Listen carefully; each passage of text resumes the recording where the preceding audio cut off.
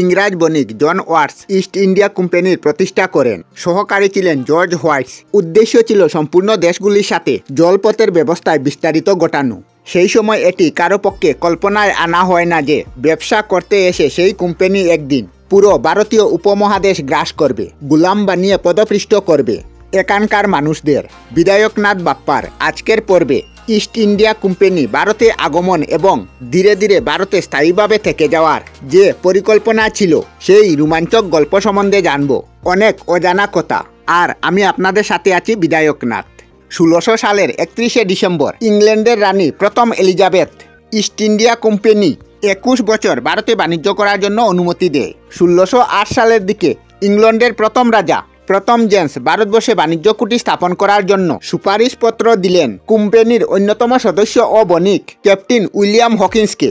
সেই সুপারিশপত্র সঙ্গে করে ভারতের উদ্দেশ্যে পাড়ি দিয়ে তারা হিক্টন নামক জাহাজ নিয়ে সেই সময় ভারতের অন্যতম ব্যবসায়ী কেন্দ্র সুরাটে এসে উঠে। হেক্টর জাহাজ তখন ভারতের রাজার কাছে মুঘল সম্রাট জাহাঙ্গীর হকিন্স বিদেশি দূত হিসাবে সরাসরি সম্রাটের দরবারে পৌঁছায়। ভারতীয় সংস্কৃতি অনুযায়ী জাহাঙ্গীর হকিন্সের বেশ আদর আমন্ত্রণা করে, কিন্তু ভারতে তখন পর্তুগাল বণিকদের প্রভাব বেশি থাকায় হকিন্সের ব্যবসার প্রস্তাব সম্রাটের মন বেজাতে পারেনি।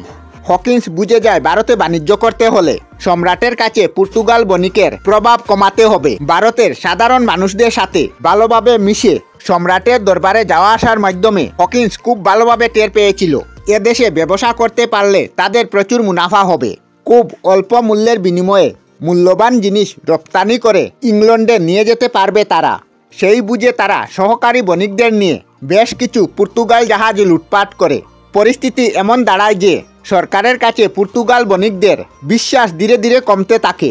ফলস্বরূপ জাহাঙ্গীর হকিন্সের বাণিজ্যিক প্রস্তাবে রাজি হয়। শুধু তাই নয়, শাহী ফরমানও দেওয়া হয় যাতে সুরাটে ইস্ট ইন্ডিয়া কোম্পানি একটি ছোট কারখানা তৈরি করতে পারে। বোধহয় এখান থেকেই পরাধীনতার সূত্রপাত, কারণ জাহাঙ্গীর শাহী ফরমান দেওয়ার পাশাপাশি তারা তাদের একজন ইংরেজ দূত থাকার অনুমতি দিয়ে দেয়। 1615 সালে সেই সময়ের প্রখ্যাত ব্রিটিশ কূটনীতিবিদ থমাস রকে ব্রিটিশ রাজদূত হিসাবে ভারতে নিয়ে আসা হয়। বুদ্ধিমান এবং ধূর্ত থমাস র অল্প দিনেই বুঝে ফেলে ভারতে ব্যবসা করতে পারলে তাদের প্রচুর মুনাফা হবে। তাই সে তাদের কূটনীতিক চালে বাকপাটুতার মাধ্যমে সম্রাট জাহাঙ্গীরকে বুঝাতে শুরু করে দেয় ব্রিটিশরা অন্যান্য বিদেশি শক্তির তুলনায় অনেক বেশি বৃত্তিশালী এবং প্রভাবশালী। এমনকি প্রয়োজনে ভারতে কোনো বিদেশি শক্তির আক্রমণে ব্রিটিশদের প্রতি সুরক্ষা দেওয়ার প্রতিশ্রুতি দেয়। সম্রাটকে সবকিছু ভেবে জাহাঙ্গীর এই প্রলোভনপূর্ণ প্রস্তাবে পা দিয়ে ফেলে এবং থমাস রকে শাহী ফরমান দেয়, যার ফলে ইস্ট ইন্ডিয়া কোম্পানি ভারতে বাণিজ্য করার সুবিধা পায়। পাশাপাশি বিজয়নগর সাম্রাজ্য থেকে ব্যবসার অনুমতি, মাদ্রাজে নতুন একটি কারখানা তৈরি বা বাণিজ্যিক দিক থেকে এইভাবে ইস্ট ইন্ডিয়া কোম্পানি অগ্রগতি হতে থাকে। 1615 সাল থেকে 1618 সাল পর্যন্ত থমাস র ভারতবর্ষে ইস্ট ইন্ডিয়া কোম্পানি সত্তাবিদ গড়ে তুলতে সামর্থ্য হয়। 1651 সালে শাহজাহান ও তার হাত ধরে সে 3000 টাকার বিনিময়ে ইংরেজরা বাংলায় বাণিজ্য করার অনুমতি পায়। 1672 সালে সম্রাট ঔরঙ্গজেব এর আমলে ইস্ট ইন্ডিয়া কোম্পানি বাংলার ব্যবসায় খুব বিস্তার ঘটায়। 1690 সালে যুগ চারানকের আগমনের পর কলকাতা, সুটানটি ও গোবিন্দপুরেও ইংরেজদের বাণিজ্যিক বিস্তার শুরু হয়। ধীরে ধীরে বাংলা, বিহার, উড়িষ্যার বিভিন্ন জায়গায় বাণিজ্য কুটি স্থাপন করে তুলে।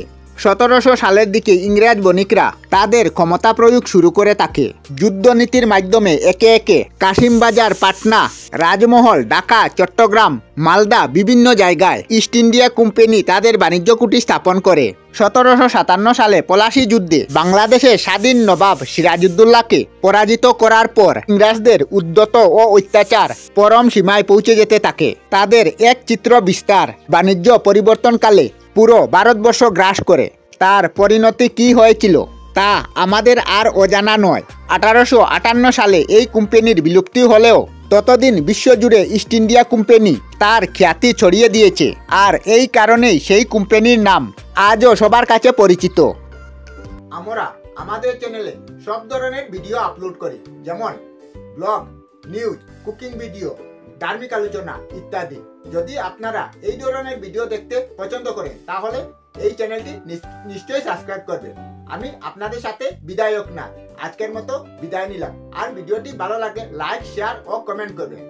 ভিডিওটি সম্পূর্ণ দেখার জন্য অশেষ ধন্যবাদ।